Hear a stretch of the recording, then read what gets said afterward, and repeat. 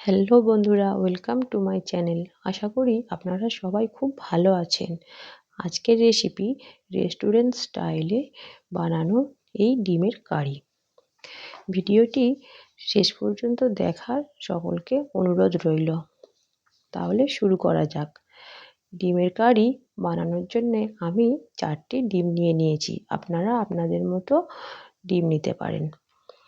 এখানে আমি হাফ চা চামচ লবণ এবং হাফ চা চামচ সাদা তেল অ্যাড করছি, যাতে ডিমটা ফেটে না যায় আর খুব ভালোভাবে ডিম থেকে খোসাগুলো ছেড়ে যায়। এবার ডিমগুলোকে ফুটতে দেব। একটা কড়াইতে একটু বেশি পরিমাণ তেল নিয়ে গ্যাসের ফ্লেমটা জোরে দিয়ে গরম হতে দেব। তেলটা ভালোভাবে গরম হয়ে গেলে তাতে মিডিয়াম সাইজের 2টো পেঁয়াজ কুচি দিয়ে একটু ভালোভাবে নেড়ে নেব। দেখুন, এদিকে ডিমগুলোও খুব ভালোভাবে ফুটতে শুরু হয়ে গেছে, আর এদিকে পেঁয়াজেরও কালারটা আস্তে আস্তে শুরু করেছে। পেঁয়াজটা ভাজা ভাজা হয়ে এলে আমি আগে থেকে কুচিয়ে রাখা 2টো মিডিয়াম সাইজের টমেটো দিয়ে দেব। টমেটোটা যাতে ভালোভাবে পেঁয়াজের সঙ্গে মিশে যায়, সেই জন্য আমি হাফ চা চামচ লবণও এর মধ্যে অ্যাড করে দিচ্ছি।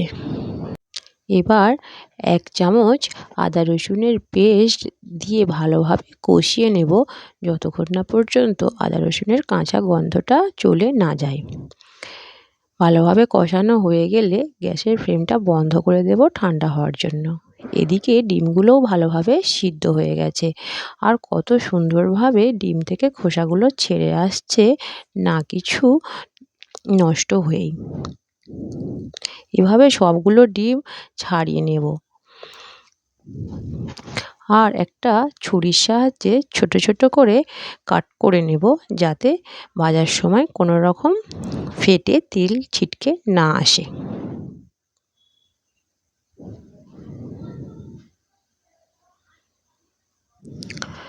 আর পেঁয়াজ টমেটোর এই মিশ্রণটি ঠান্ডা হয়ে গেলে একটা ফাইন পেস্ট তৈরি করে নেব।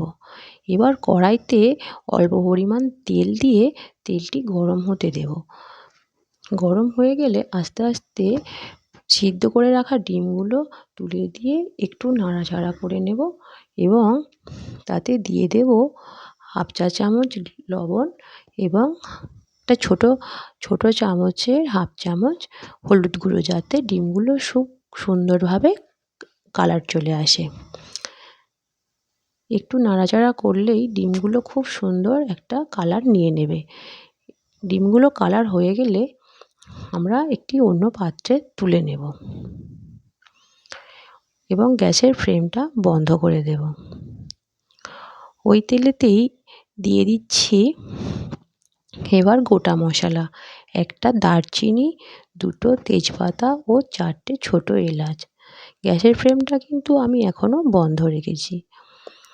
ভালোভাবে নাড়লেই একটা খুব সুন্দর গন্ধ বেরোতে শুরু করবে। এবার আমি তৈরি করে রাখা সেই পেঁয়াজ টমেটোর পেস্টটিও দিয়ে দেব এবং ভালোভাবে নাড়তে শুরু করব।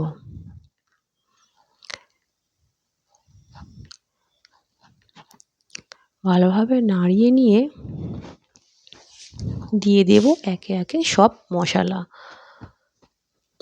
প্রথমেই দিয়ে দিচ্ছি হাফ চা চামচ হলুদ গুঁড়ো, হাফ চা চামচ লাল লঙ্কার গুঁড়ো, হাফ চা চামচ জিরের গুঁড়ো এবং হাফ চা চামচ ধনের গুঁড়োও আমি দিয়ে দেব, আর একটু কাশ্মীরি লাল লঙ্কার গুঁড়ো দিয়ে দেবো, যাতে কালারটা খুব সুন্দরভাবে আসে। ভালোভাবে মশলার সঙ্গে মিশ্রণটি মিশিয়ে নেব। এবার আমি হাফ চা চামচ লবণ দিচ্ছি, কেননা প্রথমেই আমি লবণ দিয়েছিলাম, সেই জন্য অল্প করেই দিলাম। এবার গ্যাসের ফ্লেমটা অন করে মিডিয়াম টু লো ফ্লেমে রেখে 1 থেকে 1.5 মিনিট কষিয়ে নেব। সাথে একটু গরম মশলা দিয়ে ভালোভাবে নেড়ে এবার ঢাকা দিয়ে দেব। কষানো হয়ে গেলে দেখুন কত সুন্দর কালারটা চলে এসেছে। তাতে আমি মশলার এক্সট্রা জলটা দিয়ে আরও একটু কষিয়ে নেব। কষানো হয়ে গেলে বুঝতে পারবেন মশলা থেকে তেল ছাড়তে শুরু করেছে।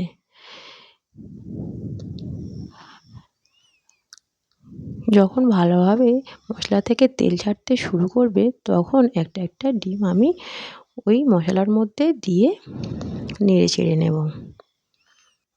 ভালোভাবে ডিমগুলি মশলার সঙ্গে মেখে গেলে এবার আমি দিয়ে দেব 200 ml পরিমাণ জল।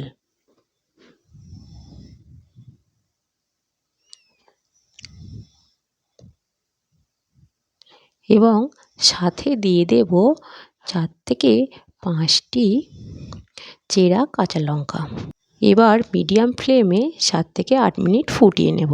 ফোটানো হয়ে গেছে, দেখুন গ্রেভিটাও কতটা ঘন হয়ে এসেছে। শেষে ধনেপাতা কুচি দিয়ে আরও 1 থেকে 1.5 মিনিট ফুটিয়ে নেব।